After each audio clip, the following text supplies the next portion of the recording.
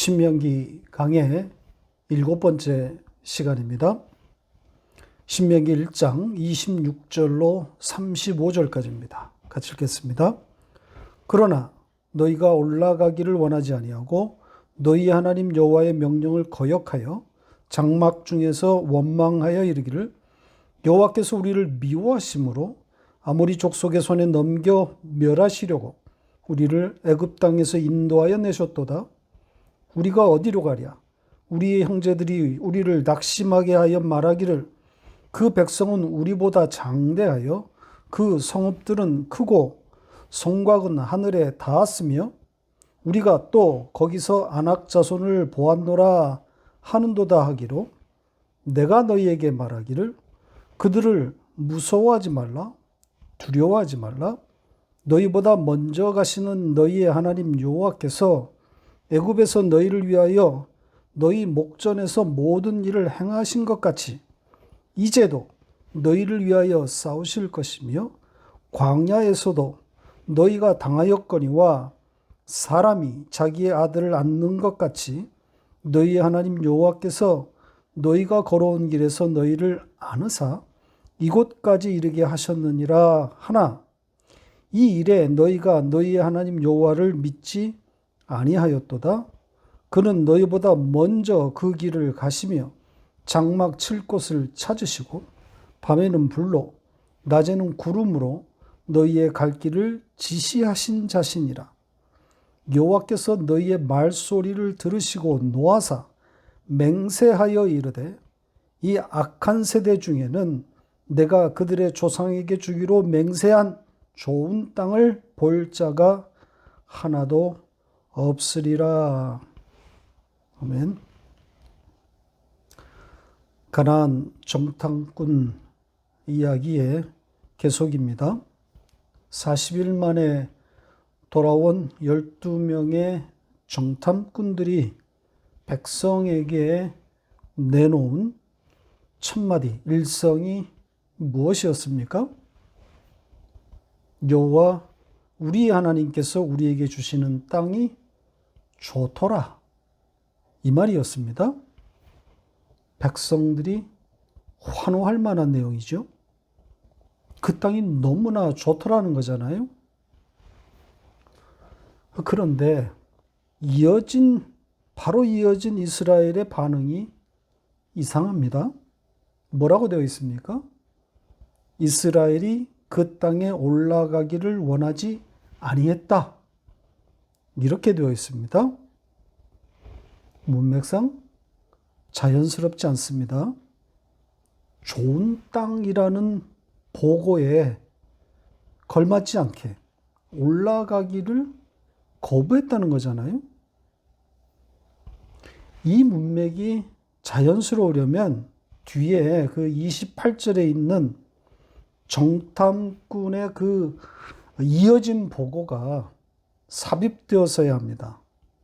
그러니까 좋은 땅이기는 한데 그곳을 점령하고 있는 가나안 부족들이 너무 세서 도저히 싸워 이길 수가 없을 것 같다. 이런 내용이 들어있어야 하는 거죠. 그래야 문맥이 자연스러워지는 거란 말입니다.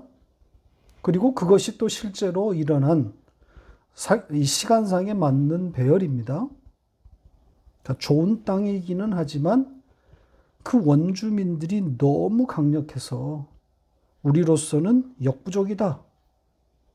이렇게 연결되어 있어야 이스라엘의 이 입성 거부 그리고 이어진 하나님에 대한 원망이 자연스럽게 연결되는 겁니다. 자, 그러나 오늘 본문은 조금 전에 말씀드린 대로 이런 그 정탐꾼들의 부정적인 보고에 대한 언급이 빠져 있고 그냥 좋은 땅인데 이스라엘은 들어가기를 거부했다. 이렇게만 기술되어 있습니다.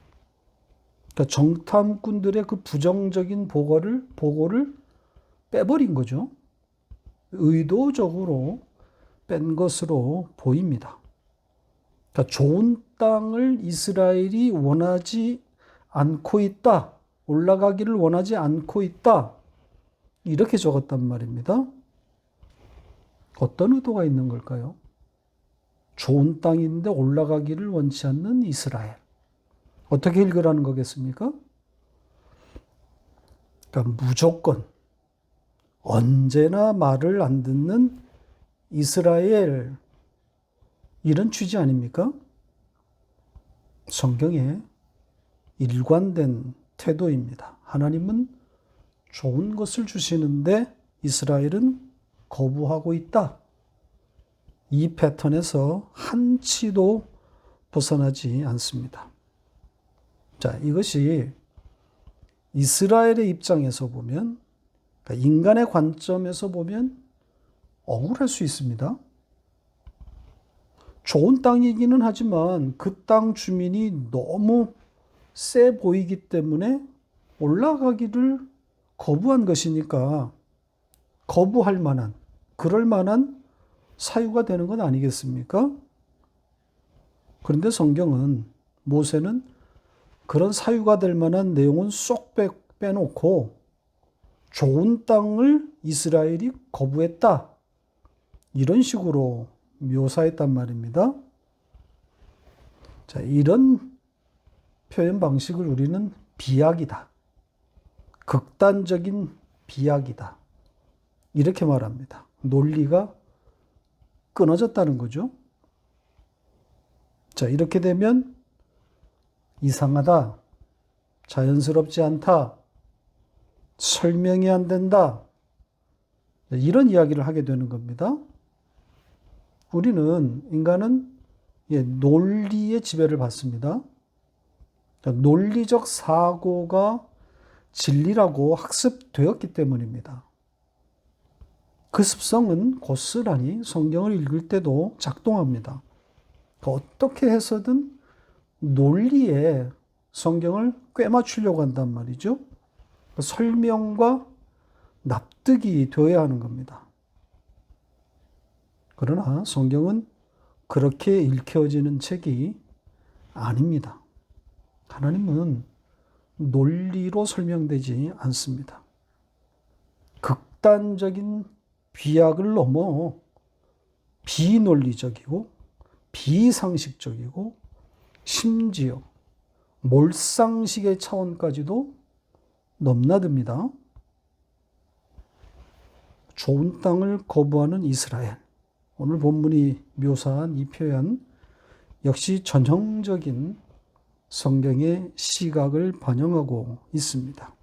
그러니까 정탐꾼들의 부정적인 보고가 없더라도 이스라엘은 하나님의 그 올라가라는 명령을 거부하는 자들이다.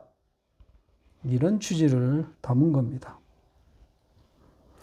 자, 이것이 지난주에 우리가 확인한 내용 아닙니까? 하나님이 그 땅 앞에 이스라엘을 데려왔고 조상들에게 약속한 그 땅이다. 이렇게까지 그 이전에 언약까지 들먹이면서 올라가라, 차지해라.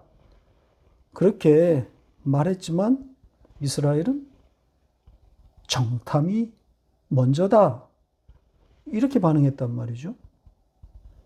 이게 인간의 본질이고 본성입니다. 타락한 인간의 그 본질적인, 절대적인 한계인 거죠. 말 안 듣습니다. 그러니까 하나님의 입에서 나오는 말인데도 믿지 못합니다.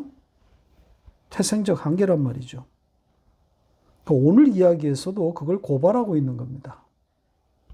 좋은 땅, 하나님이 주시는 그런 좋은 땅이지만 올라가기를 거부하는 이스라엘이다. 그러니까 그 사이에 정탐꾼들의 그 부정적인 보고가 있고 없고는 중요한 게 아닙니다. 그냥 하나님의 말을 듣지 않는 자들인 겁니다. 태생적인 죄인이란 말이죠. 믿지 않음, 믿음 없음, 이게 인간의 본질입니다. 자기밖에는 믿을 자가 없는 우상 숭배자들인 거죠. 다음 내용으로 넘어갑니다. 자, 이 우상 숭배자들은 그 땅에 올라가는 것으로 그치지 않습니다. 머물러 있지 않아요. 여호와 하나님의 명령을 거부할 뿐 아니라 발전해서 하나님을 원망하기 시작합니다. 장막에서 나오지 않고 하나님을 원망하고 있습니다. 자, 그들의 원망의 소리를 들어보세요.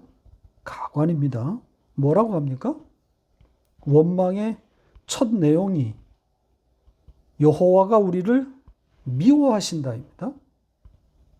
그러면서 우리를 아모리 족속의 손에 넘겨 멸하려고 애굽에서 여기까지 인도했다.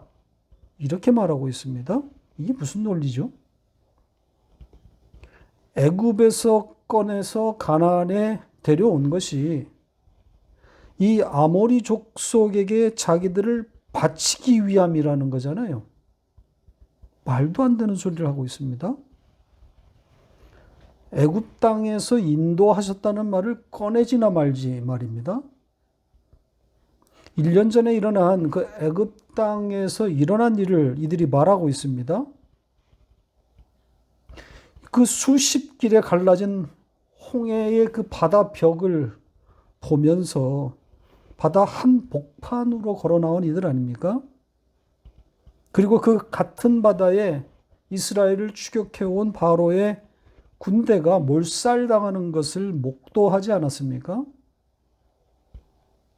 지금 그 구원을 입에 담으면서도 그 하나님이 자기들을 가나안에 넘겨서 죽게 만들고 있다고 말하고 있습니다.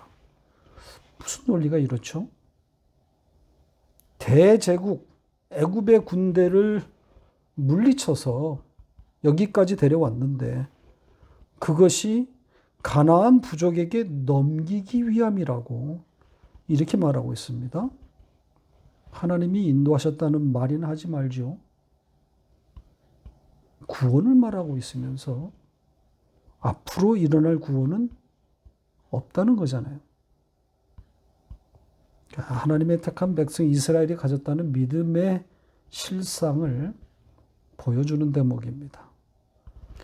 그러니까 인간의 믿음이라는 것이 얼마나 보잘것이 없고 그리고 인간에게는 그 믿음이 스스로에게서는 1도 나오지 않는 거구나 여실히 증명하고 있습니다. 지난주에도 말씀을 드렸지만 이스라엘이 정탐 이야기를 꺼낼 때 이미 게임은 끝난 겁니다.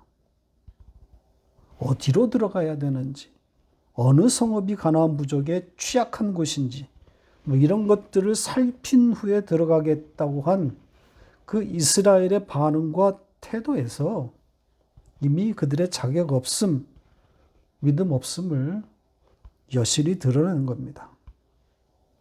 그러니까 이런 그 백성들의 생각과 다를 바 없는 정탐꾼들인데 그들이 그 땅을 둘러보고 내놓는 보고서가 빤한 건 아니겠습니까? 이제 그 빤한 이야기를 좀 해보도록 하겠습니다. 이 뻔한 정탐꾼들의 보고를 살펴보는 것이 슬프고 안타까운 일이지만 이것을 살펴봄으로써 우리가 얻을 것이 많습니다. 우리의 자화상들이기 때문입니다. 나를 만나는 자리가 되는 거겠죠. 자, 28절입니다. 정탐의 내용이 적혀 있는 곳입니다. 자, 이렇게 되어 있습니다. 보시죠. 가나안 부족은 장대하고 성읍들이 크고 또 성곽은 하늘 높이 쌓았고 거인들이라고 불리는 이 아낙 자손들도 거기에서 보았다. 이렇게 보고하고 있습니다. 자, 이 내용과 쌍을 이루고 있는 민수기 13장에서는 좀 더 구체적인 내용이 들어 있습니다. 그곳으로 가보겠습니다.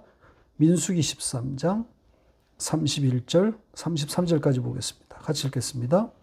그와 함께 올라갔던 사람들은 이르되 우리는 능히 올라가서 그 백성을 치지 못하리라.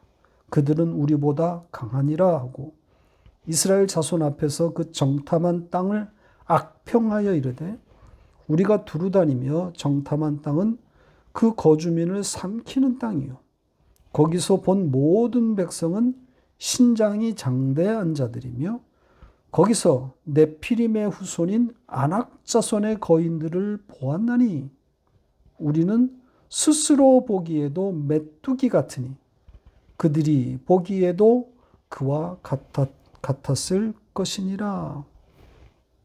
자, 비슷한 내용이지만 가나안과 이스라엘을 비교하면서 그 땅으로 올라갈 수 없는 논리를 펴고 있습니다.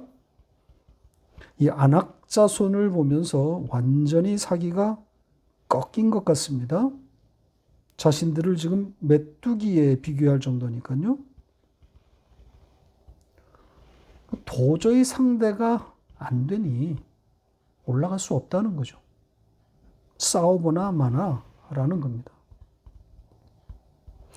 그러니까 이스라엘이 혹시나 해서 정탐꾼을 보낸 건데 돌아온 정탐꾼들의 입에서 나온 말은 생각했던 것보다 더 최악이었던 거죠.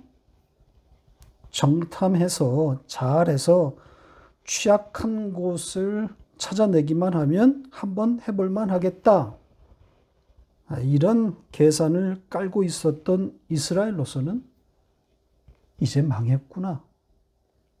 이럴 줄 알았어 하면서 모세와 하나님께 대들고 있는 겁니다. 이스라엘의 이 원망에 대한 구체적인 내용은 이어진 민수기 14장에 아주 자세히 기록되어 있습니다. 한번 찾아서 꼭 읽어보시기를 바랍니다. 밤새도록 통곡하면서 모세와 하나님께 대드는 모습들이 적나라하게 적혀 있습니다. 이 정탐꾼들의 보고 가운데 눈에 띄는 대목이 있어서 잠깐 언급하고 가겠습니다. 오늘 신명기에서도 그리고 조금 전에 읽은 민수기 13장에도 공히 등장한 문장인데요. 이 보았다라는 동사가 들어있는 문장, 우리는 아낙의 자손을 보았다. 이 문장입니다. 오늘 설교 제목으로 뽑은 문장이기도 합니다. 이 문장이 담고 있는 의미가 큰 것 같아서 좀 이야기를 하고 가려고 합니다. 자, 여기에 지금 아낙이라고 하는 고유 명사가 등장했는데 민수기, 신명기 그리고 여호수아서에서만 발견되고 있는 단어입니다. 민수기 13장 33절에서는 아낙 자손에 대해서 네피림 그리고 거인이라는 말을 덧붙였습니다. 그 외에는 아낙에 대한 추가적인 정보는 없습니다. 그런데 사전에 이 아낙이란 말을 찾아보면 목에서 왔다 이렇게 말하고 있습니다. 그것이 맞다면 아마도 다른 사람들보다 목만큼 더 큰 거인이다. 이런 의미를 담고 있는 것으로 보입니다. 자, 아무튼 이 아낙의 자손, 아들들이란 말은 당시에 거인의 대명사처럼 통용되었던 것 같습니다. 자, 그런 자들, 이 거인들이 가나안 땅에 있었다는 거죠. 그걸 정탐꾼들이 본 겁니다. 우리는 아낙의 아들들을 보았다. 참으로 많은 것이 담겨 있는 문장입니다. 보이니까 본 것뿐이다. 이렇게 읽는 분들도 있을 것이고, 보지 말아야 할 것을 보았구나.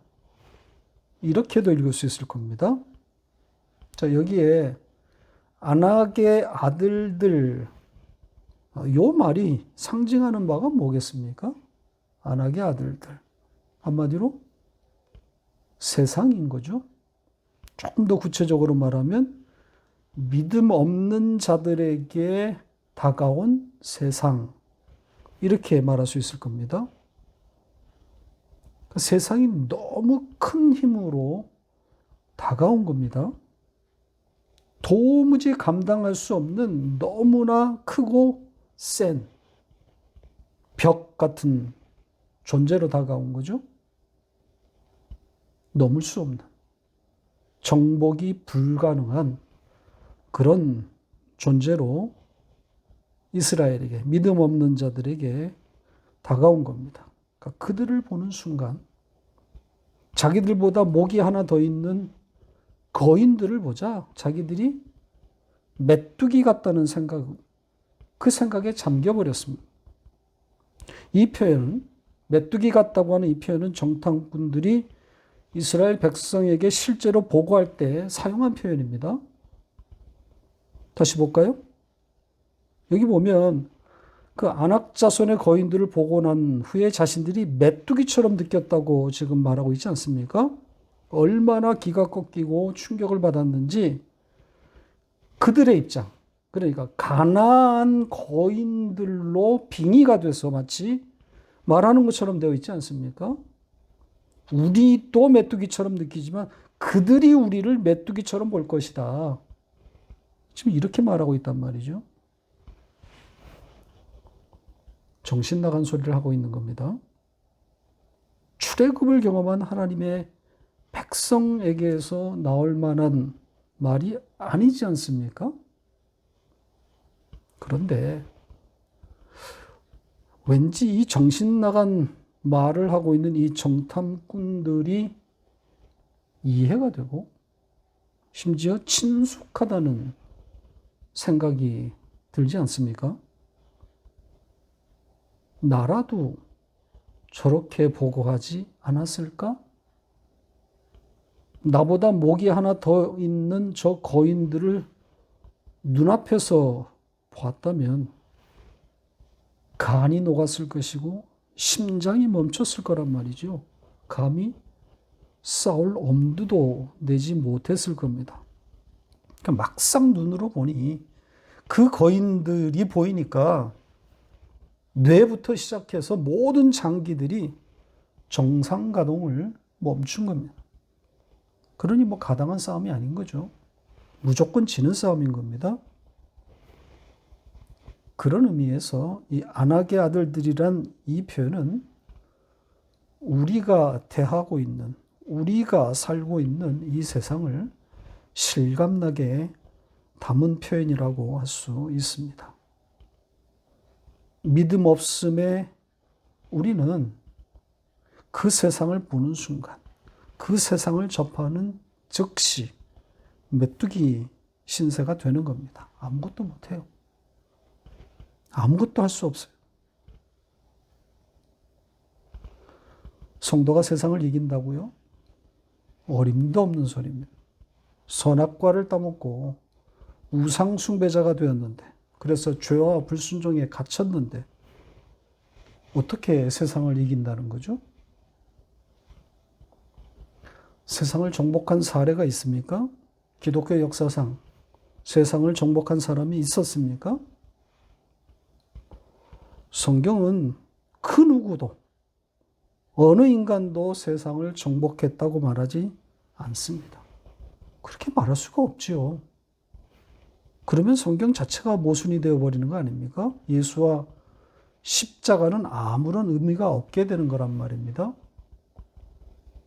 자, 요한일서 5장 4절을 볼까요? 같이 읽겠습니다.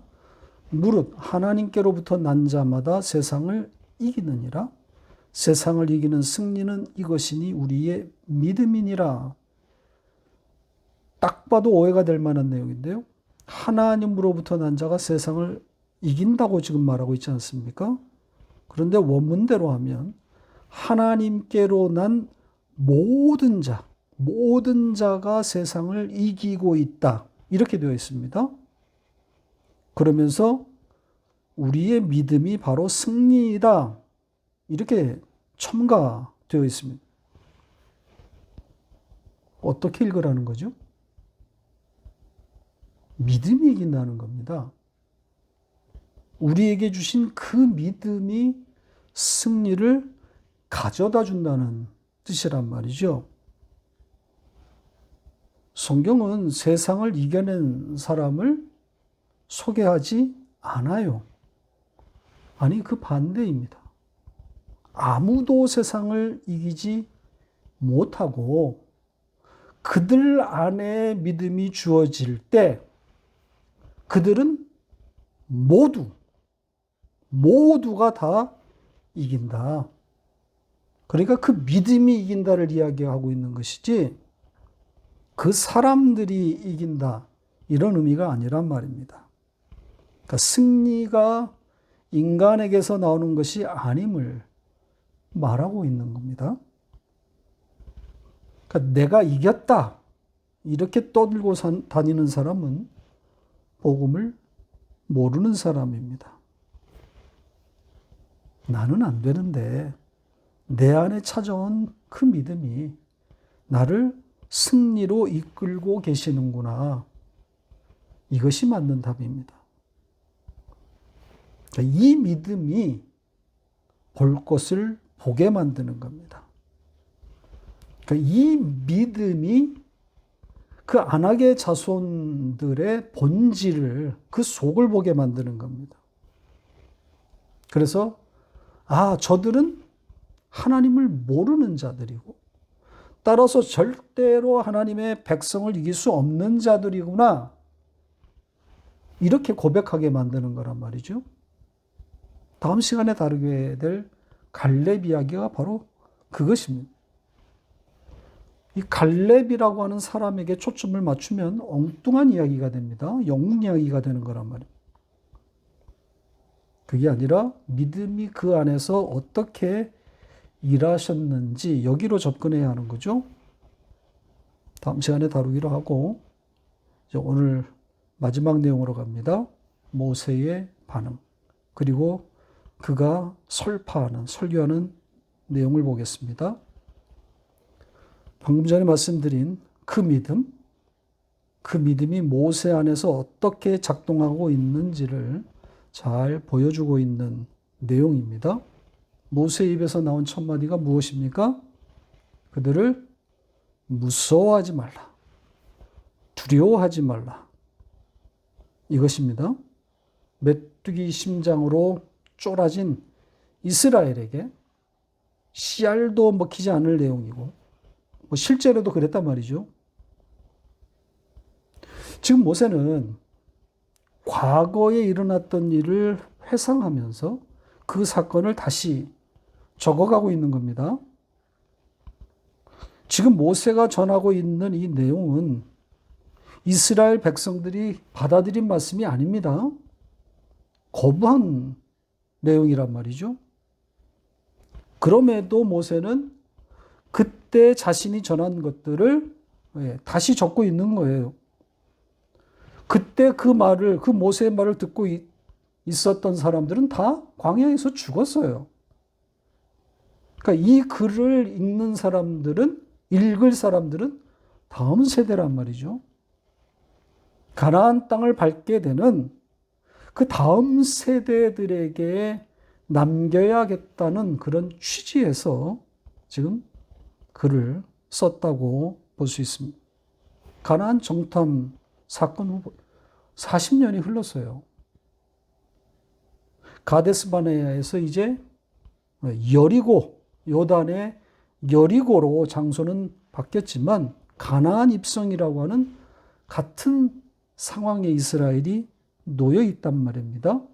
그러니까 가나안 입성을 앞둔 이 이스라엘 2세대에게 40년 전에 일어난 일을 회고함으로써 경계를 삼고자 했던 겁니다.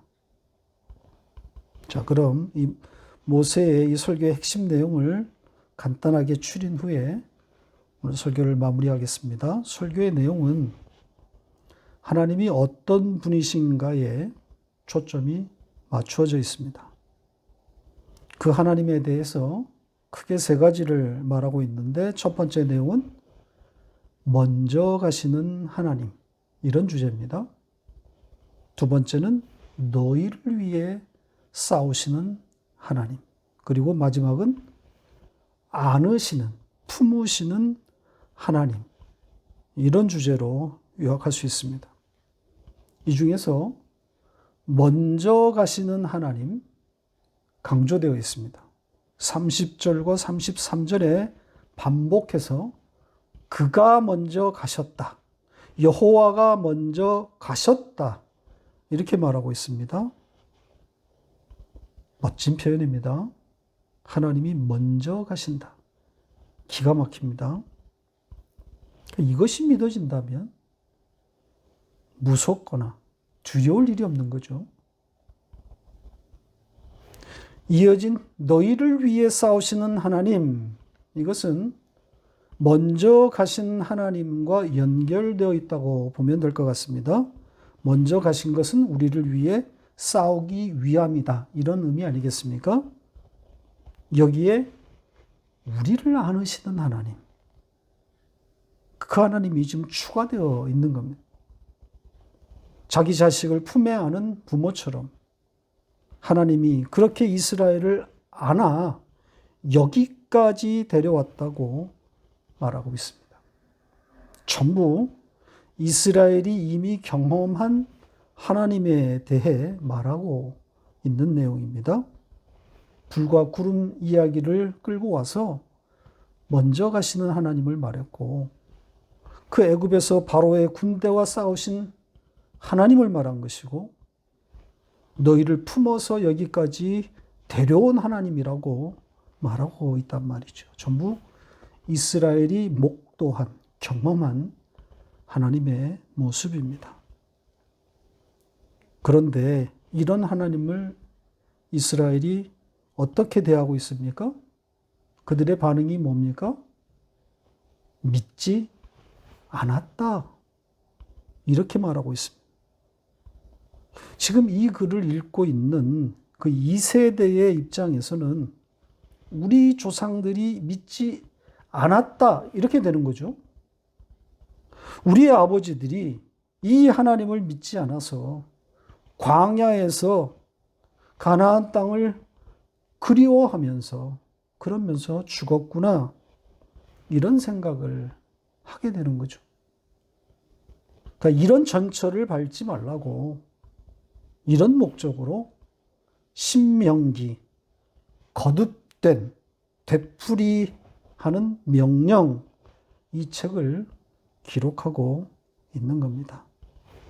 하나님을 바로 알아라. 그 하나님에게 집중하라는 거죠. 너희 조상들이 봐야 할 하나님은 보지 않고 안악의 아들들을 봄으로 심장이 녹아버린 것이 아닌가? 너희도 그 일을 반복할 것인가? 이렇게 묻고 있는 겁니다. 과연 다음 세대는 달라질까요? 달라졌을까요? 이미 다 알고 있는 역사라 안타까울 뿐입니다.